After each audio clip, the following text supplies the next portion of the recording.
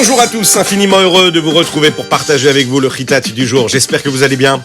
Aujourd'hui, nous sommes le deuxième jour de la paracha de Shemot, une magnifique paracha. Et nous sommes le Tetzaïn et Tevet, le 16 du mois de Tevet et Tavshin Pegimel, Shnatak, l'année du rassemblement. On commence tout de suite avec le Chumash. Mais je n'oublie pas, oui, il faut préparer la petite pièce pour la mettre dans la Tzedaka. Si vous l'avez déjà et que vous allez la mettre en classe, c'est parfait. Sinon, si vous êtes en voiture et que vous avez une petite pièce à mettre dans la Tzedaka, cela protégera tous les enfants du Ham Israël. Faites-le, Ezrat Hashem, tout se passera bien. On va commencer donc par le Chumash. Oui, Paro a décidé que tous les petits garçons devaient être jetés dans le Nil. Myriam, elle va convaincre ses parents, Amram et Yocheved, de se remarier encore une fois afin qu'ils aient un enfant. Shifra et Poua, c'est Yocheved et Myriam, vous le savez. Alors notez bien cela, parce que je pense que ça peut être une petite question qui cherche une réponse. Oui. Paro voyait que Shifra et Poua, qui étaient Yocheved et Myriam, ne voulaient pas tuer les enfants, surtout pas les garçons. Il leur demande, mais pourquoi est-ce que vous m'écoutez pas? Shifra et Poua expliquent et disent, tout simplement, les femmes juives n'ont pas besoin de sages-femmes. Elles sont capables d'enfanter toutes seules. Oui. Puisqu'elles faisaient Messirut Nefesh et donnaient leur vie, Hachem leur a donné un très très grand salaire. Vous savez que David Ameler, le roi David, vient de cette magnifique famille de Myriam. Et les enfants de Yocheved vont devenir ensuite les Kohanim et les Léviim, ceux qui représentent le Ham Israël, le peuple juif tout entier. Ce sont les descendants de Moshe et Aaron. Mais puisque Shifra et Poua ne font pas la volonté de Paro, alors Paro essaye de trouver une nouvelle idée. Il décide de faire construire des maisons pour les Égyptiens à Goshen, l'endroit où les Béni Israël habitaient jusqu'à aujourd'hui.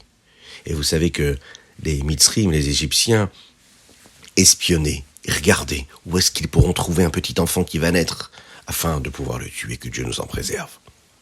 Amram, qui lui était à cette époque-là le dirigeant du peuple juif, a pensé à une idée. Il s'est dit, peut-être que c'est une mauvaise idée d'avoir des enfants. On va cesser d'être mariés afin que nous n'ayons plus d'enfants, que Dieu nous en préserve. Et oui, parce qu'il se disait, Paro va tous les tuer. Mais quand il a fait ça, tout le monde l'a copié malheureusement. Donc les gens n'avaient plus d'enfants. Myriam est venue voir son père et lui a dit, non papa, ça n'est pas possible. On ne peut pas laisser Paro gagner. Et puis Paro, lui, il a fait le décret seulement sur les petits garçons. Alors pourquoi ne pas laisser les filles naître? Il faut aussi que les filles puissent naître aussi. Et Myriam, qui est une prophétesse, va lui dire, elle dit, voilà, papa, il faut absolument que tu te remaries avec maman, afin qu'il puisse encore y avoir des enfants qui naissent dans le peuple juif. Et tout le monde fera comme toi, et il y aura encore des enfants qui vont naître. En fait, Myriam savait que Moshe Rabbeinu allait naître. Elle savait qu'il y avait un enfant qui allait naître, et qui lui allait faire sortir le peuple juif d'Égypte. Amram va l'écouter, il va se remarier avec Yocheved, et tout le monde se remarie dans le Ham Israël, dans le peuple juif, et le 7 du mois de Hadar, il y a un nouveau-né qui arrive dans le Ham Israël, dans le peuple juif, et c'est un garçon, Mazal Tov. Il naît un petit peu avant la date normale. Pourquoi? Afin que les Égyptiens n'aient pas le temps de voir si vraiment il était né, et si vraiment c'était un petit garçon. Les conseillers de Paro avaient vu qu'il y avait un petit enfant qui allait naître et qui allait sauver le Ham Israël, le peuple juif. Mais ils ne savaient pas si ça allait être un Égyptien ou un Juif. Ils ont vu dans les étoiles que cet enfant-là aussi allait pouvoir mourir à cause de l'eau. Il faut savoir que Hachem, véritablement, a dit à Moshe qu'il devait mourir à cause des, vous savez, les Mémériva. Les Mémériva, c'est des eaux qui ont créé de la discorde dans le Ham Israël un petit peu plus tard dans l'histoire. Et Moshe, à un moment, va frapper le rocher à la place de parler au rocher.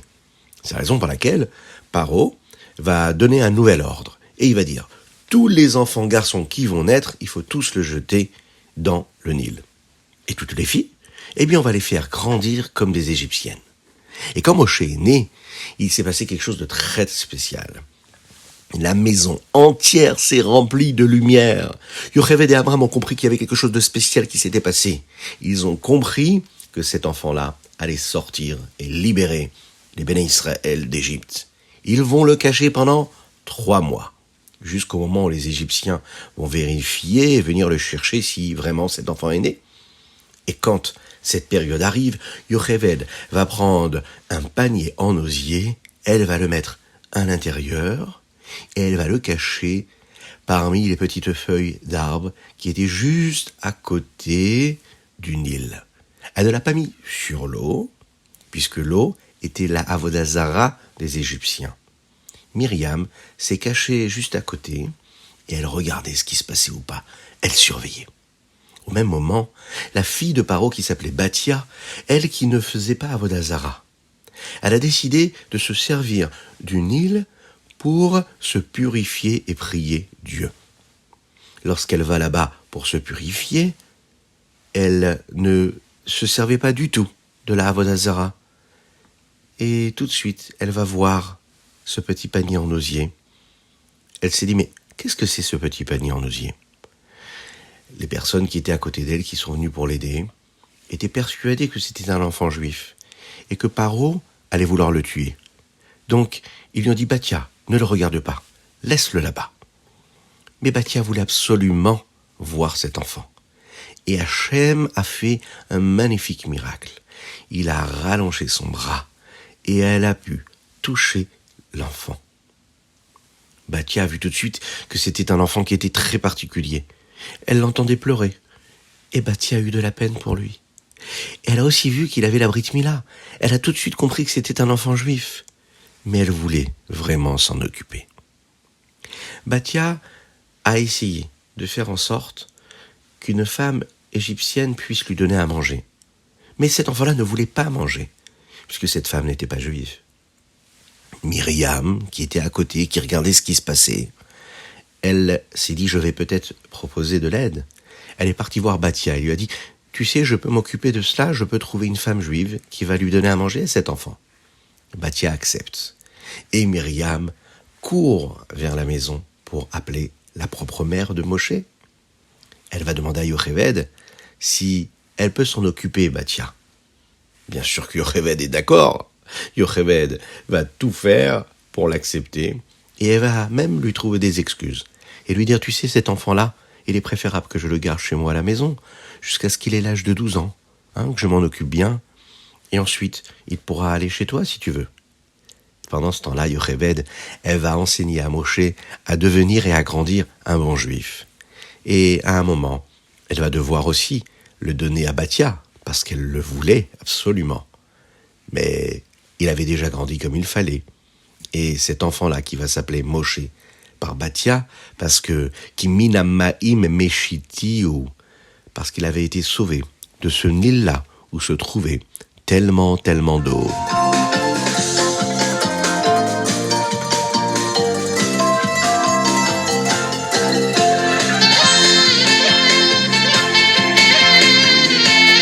Et nous passons tout de suite au Teilim du jour aujourd'hui. Nous l'avons dit, nous sommes le 16 du mois de Tevet. Et les chapitres que nous allons lire, c'est du Ayin Tet au même Bet.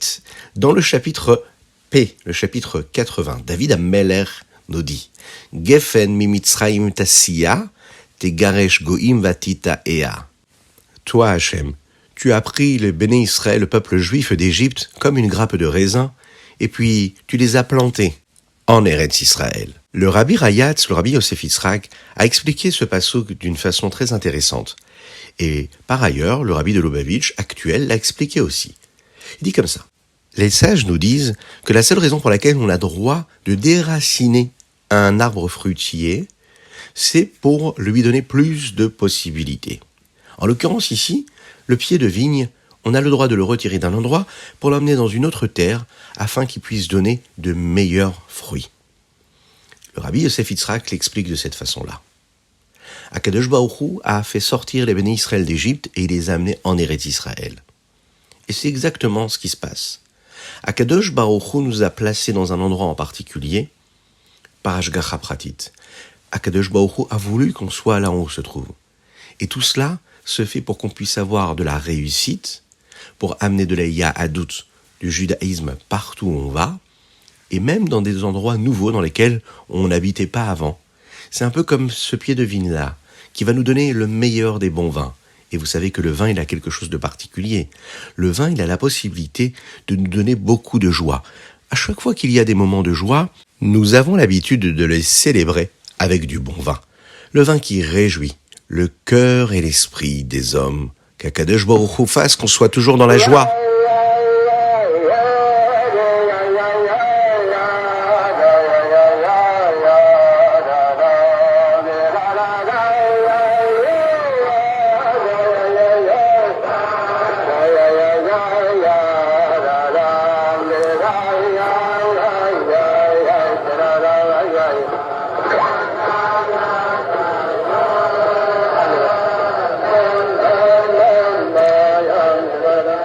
Vous l'avez entendu, c'est le Rabbi de Lubavitch qui chante lui-même le Nigun Imesak Shamaim, magnifique Nigun. Aujourd'hui, nous abordons le Tanya qui correspond au 12e chapitre, le Tetzain Tevet Shana Pshuta, toujours le 16 du mois de Tevet. On a beaucoup étudié ensemble ce qu'était le Benoni, vous en souvenez hier. Oui, on a bien compris qu'on était tous un petit peu ce Benoni-là. Même si le Benoni devient un vrai tzaddik, on a la possibilité de se rapprocher de lui. Mais le Benoni n'a jamais fait d'avéra. Quand il prie, eh bien son âme animale, elle ne peut pas du tout donner son avis. Il devient à ce moment-là un véritable tzaddik. Alors la question qu'on aimerait se poser aujourd'hui, c'est pourquoi est-ce qu'on l'appelle un Benoni dans ces cas-là?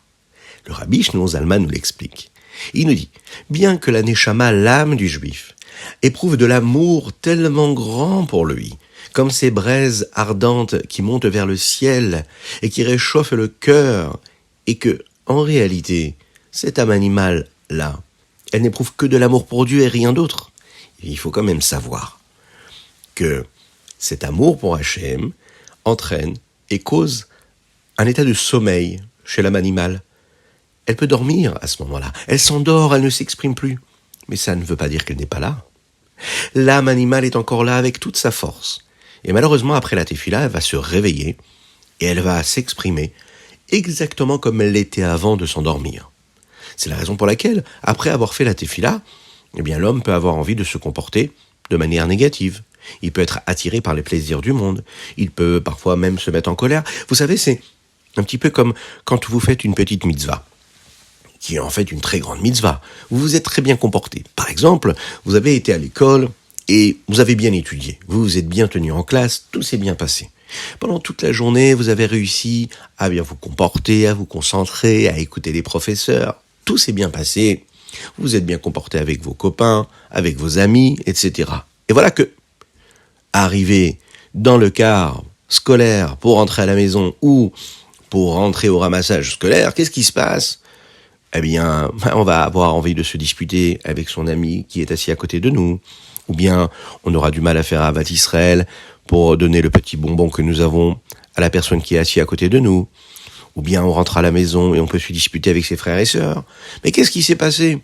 Juste avant, on était capable d'avoir un très beau et très joli comportement. Et d'un coup, on peut devenir quelqu'un qui n'est pas aussi bon. Qu'est-ce qui se passe ? En fait, il faut savoir que le Benoni, il aime Hachem tout le temps. Et chacune et chacun d'entre nous, nous aimons Akadosh Baruch Hu tout le temps. Seule chose, c'est que c'est un amour qui parfois fait dodo. Il est en sommeil. Il faut aller le chercher, il faut aller le réveiller. Et cet amour qu'on a pour Dieu, quand même, nous permet de ne pas faire trop d'avérotes. C'est la raison pour laquelle il faut toujours trouver des solutions pour donner un petit peu à manger à l'âme animale. Qu'est-ce que cela veut dire ? Ça veut dire essayer à chaque fois de lui donner des objectifs nouveaux qui vont lui permettre d'être occupé à faire quelque chose de bien, qui sera concerné par l'amour de Dieu. Et je sais qu'on a tous des possibilités en nous. Nous avons ce pouvoir. Akadosh Baruch Hu nous le donne. On doit juste avoir un petit peu plus confiance en Dieu. Et prier à Hachem de nous aider à trouver les bonnes solutions à chaque fois, qui nous permettront à chaque fois ces solutions-là, eh bien de faire ce que nous avons à faire au bon moment. Et ça, Dieu nous aide toujours.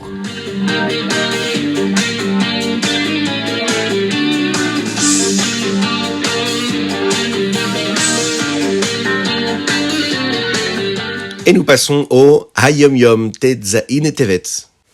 Chacune et chacun d'entre nous, nous avons un corps et nous avons une âme. Bon. Cette âme-là, elle est censée ressentir de la spiritualité, ce que nous appelons en hébreu Ruchaniyut. C'est tout ce qui n'est pas palpable par les mains, qui ne se touche pas. La force du juif, c'est qu'il a la possibilité de transformer tout ce qui est matériel, physique, en quelque chose de spirituel. Comment ? En le rendant kadosh, saint. Maintenant, il faut comprendre une chose, le Hayom Yom nous dit. C'est que le monde est tellement rempli de choses négatives, de petites choses insignifiantes, de bêtises, de ce que nous appelons la klipa, l'écorce, que c'est très difficile de ressentir la spiritualité qu'il y a dans ce monde-là.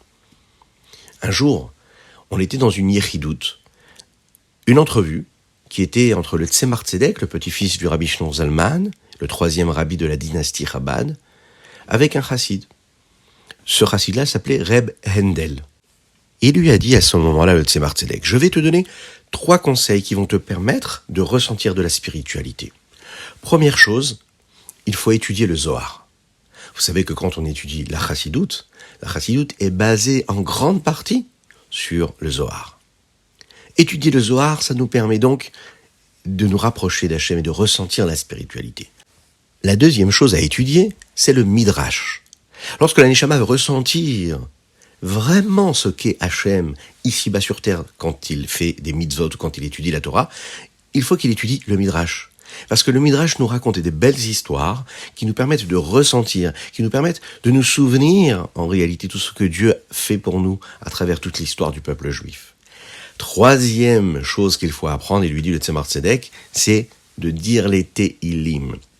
La Neshama, elle se sent un petit peu salie par toutes les bêtises du monde. Et lorsqu'on dit des mots de Tehillim, lorsqu'on est capable même de pleurer quand on dit Tehillim, et vous savez que le rabbi de Lubavitch avait dit qu'il est très important de donner une pièce à la Tzedaka au moment où on dit les Tehillim. Parce que vous savez, une petite pièce dans la Tzedaka, et Mashiach arrivera. Une petite pièce dans la Tzedaka, et Mashiach arrivera. Eh bien oui, parce que quand on met une petite pièce dans la Tzedaka, au moment où on lit les Tehillim, eh bien à ce moment-là, qu'est-ce qui se passe ?